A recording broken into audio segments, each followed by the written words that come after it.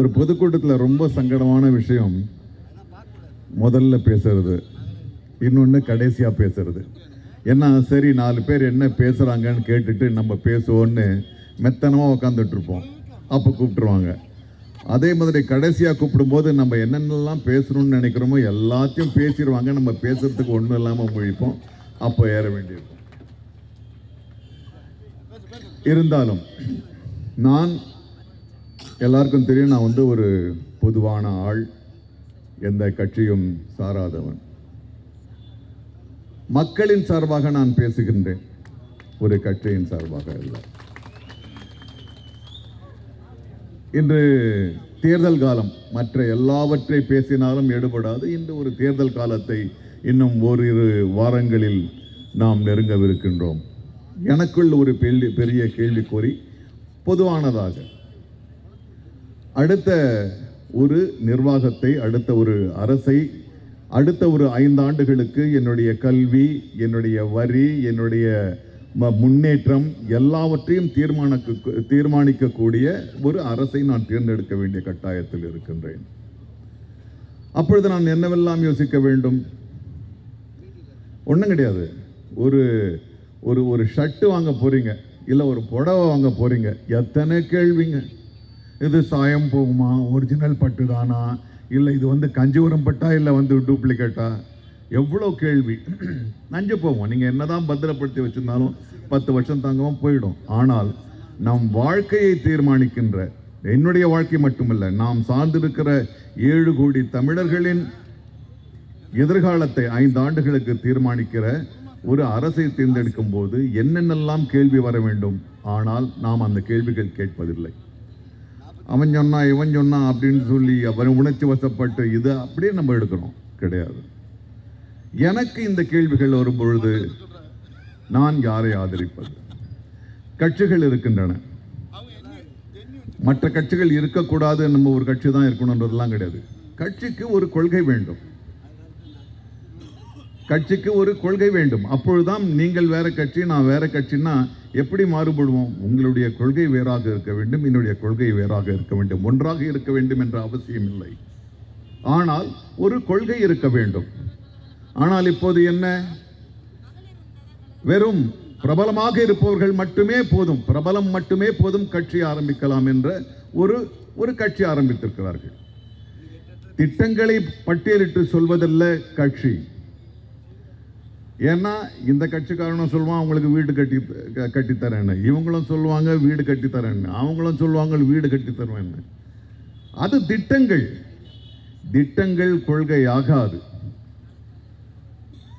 கொள்கை இருக்க வேண்டும். எந்த கொள்கையின் அடிப்படையில் நீங்கள் அரசை நடத்தப் போகிறீர்கள், அரசியலை நடத்தப் போகிறீர்கள் என்ற ஒரு கொள்கை இருக்க வேண்டும்.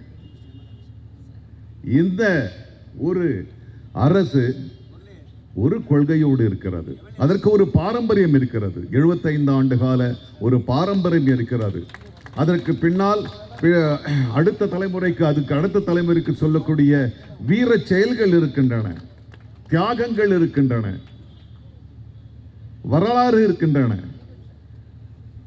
எல்லாவற்றும் வரலாற்றிலே பதித்த புத்தகங்கள் இருக்கின்றன, வரலாற்று சுவடுகள் இருக்கின்றன. ஆனால் படங்களின் பட்டியலிட்டு இதனால் நான் அரசமைப்பேன் என்று சொன்னால் அது எனக்கு தேவையில்லை. அடுத்து ஓகே, இவருடைய கொள்கை, இவருடைய கொள்கை, இவருடைய கொள்கை இருக்கிறது. இந்த கட்சிக்கு ஒரு கொள்கை இருக்கிறது. அவரவர்கள் கொள்கை அவரவர்களுக்கு சிறந்தது. எனக்கு என்ன வேண்டும்? நான் கருப்போ சிவப்போ பச்சையோ காவியோ சிவப்போ மஞ்சளோ என்றல்லாமல் எல்லோரையும் ஒன்றாக அரவணைத்து செல்லக்கூடிய ஒரு அரசு வேண்டும், ஒரு கொள்கை வேண்டும். அது யாரிடத்தில் இருக்கிறது? யாரிடத்தில் இருக்கிறது என்றால் இங்குதான் வர வேண்டியதாக இருக்கிறது.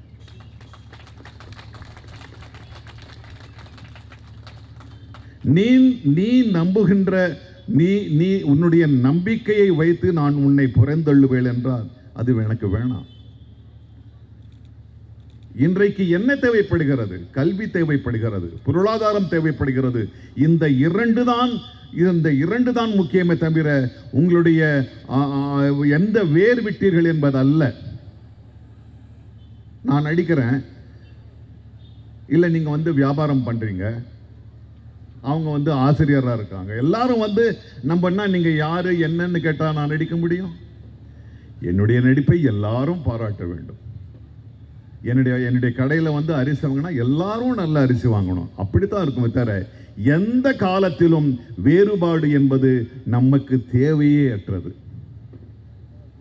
நமக்குள் தேவை கல்வி, பொருளாதாரம், சுயமரியாதை, இதுதான் தேவை. இது எங்கடா கிடைக்கும்னா அதுவும் இங்க தான் கிடைக்குது.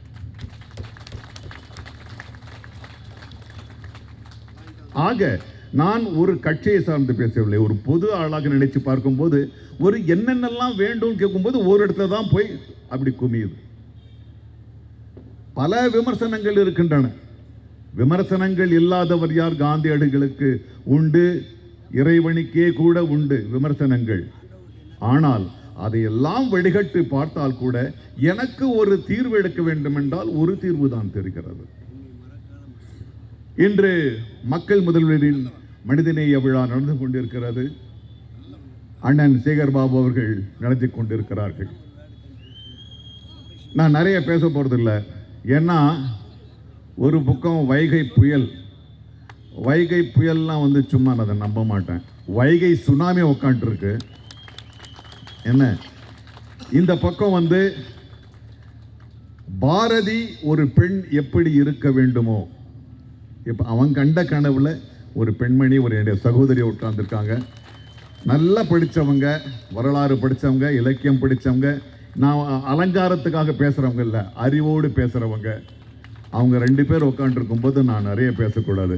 நான் உண்மையாக அந்த நிகழ்ச்சிக்கு ஒத்துக்கிட்டதுக்கு காரணமே நான் சேகர்பாபு சொன்னேன், அண்ணே என்னை பேச விட்டுறாதீங்க, நான் முன்வரிசையில் உட்காந்து இந்த 2 பேரையும் அப்படியே நான் சிலாக்கிச்சிட்டு இருக்கேன், என்னை விட்டுருங்க அப்படின்னு. இல்லைண்ணே நீங்கள் பேசணுன்ட்டார். ஆக அவர்கள் என்னுடைய நேரத்தை அவர்களுக்காக விட்டு கொடுக்கிறேன். எனக்கு இந்த சூழலில் பார்க்கின்ற பொழுது நீங்கள் கடல் கரையில் உட்காந்து பார்த்தீங்கன்னா வேற வேற மாதிரியான அலைகள் வரும். சும்மா சிற்றலை ஒன்று வரும், உங்கள் காலை அப்படியே தொட்டுட்டு போவோம், ரொம்ப சுகமாக இருக்கும். சுகமாக இருக்கேன்னு இன்னும் 2 அடி போனால் திடீர்னு ஒரு பெரிய அலை வரும், உங்களை இழுத்துட்டு போகிற மாதிரி இழுத்துட்டு அப்படியே போயிடும். இன்னும் கொஞ்சம் 2 அடி போவோம், அப்புறம் வர அலை வரும், அப்படியே இழுத்துட்டு போயிடும். ஓடி ஓடி ஓடி ஓடி வந்துடும். அலைகள் வேறு வேறு வேறு நேரத்துக்கு ஏற்றாற்போல் மாறிக்கொண்டிருக்கிறது. ஆனால் அது மோதுகின்ற பாறை அப்படியே தான் இருக்கும். இன்னைக்கு பல அலைகள் வருது. அந்த அலைகளை தாங்கி நிற்கின்ற ஒரு பெரும் பாறையாக நான் மக்கள் முதல்வரை நான் பார்க்கின்றேன். இன்னும் ஓரிரு மாத காலங்களில் ஓட்டு போடுவதல்ல, உங்களுடைய வாழ்க்கை, என்னுடைய வாழ்க்கை, நம்முடைய வாழ்க்கையை நாம் தீர்மானிக்க வேண்டியதாக இருக்கிறது. ஆகவே நீங்கள் உணர்ச்சி வசப்படாமல் நீங்கள் முடிவெடுத்தால் கூட இங்குதான் வரும், உதயத்தில் தான் ஆரம்பிக்கும் என்று கூறி இந்த நிகழ்ச்சிக்கு என்னை அழைத்து சிறப்புப்படுத்திய அவர் எப்போ கூப்பிட்டாலும் நான் வந்துடுவேன். 5ஆம் தேதி நடக்க வேண்டியது, 5ஆம் தேதி நடக்க வேண்டிய ஒரு நிகழ்ச்சி. இந்த நிகழ்ச்சியை விட மிக அற்புதமான ஒரு விஷயம், நல்ல கண் ஐயா வந்து அவர் எனக்கு ரொம்ப நெருக்கம். நாங்கள் அடிக்கடி ஃபோனில் பேசிப்போம், நேரம் கிடைக்கும் போது போய் பேசுவேன். உண்மையில் சொல்ல போனால் அவர் மறைவு செய்தி கேட்ட உடனே எனக்கு வருத்தமே வரல.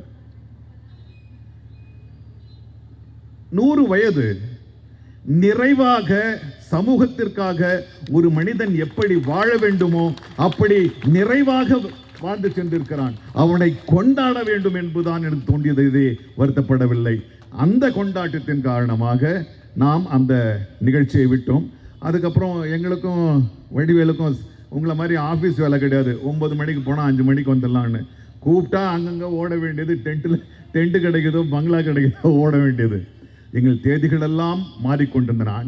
அண்ணன் தெரியும், அவர் ரொம்ப பிஸி. எல்லாரும் தயவு செஞ்சு நகைச்சுவைன்னு சொல்லாதீங்க.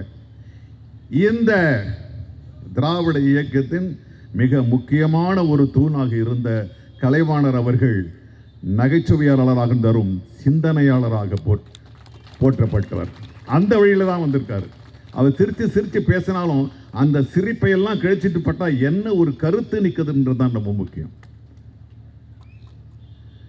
ஸோ அவரே வரும்போது நான் உண்மையாக சொன்ன வடிவேலு வராரா, சரி நான் கூட இல்லை, என்னுடைய மனைவி தான் என்னுடைய அலுவலெல்லாம் கவனிச்சுக்கிறாங்க. ஏங்க நீங்கள் கண்டிப்பாக போயே ஆகணும், உங்கள் இப்போ காரணம்லாம் சொல்லாதீங்க, ஏன்னா வடிவேலு அண்ணன் வந்துடுது, பரிவெல்லாம் வந்துடுறாங்க, நீங்கள் போங்கன்னு கிளப்பி விட்டாங்க.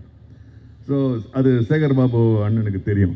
ஸோ ஆக மிக எழுச்சியூட்டக்கூடிய எல்லா முகங்களும் மகிழ்ச்சியாக தெரிகிற, நம்பிக்கையோடு தெரிகிற இந்த கூட்டத்தில் நான் கலந்து கொண்டதற்கு என்னுடைய அடுத்த 5 ஆண்டு காலத்தை நான் இங்கே நிதர்சனமாக பார்க்கிறேன் என்று கூறிக்கொண்டு உங்களிடமிருந்து விடைபெறுகிறேன். நன்றி, வணக்கம்.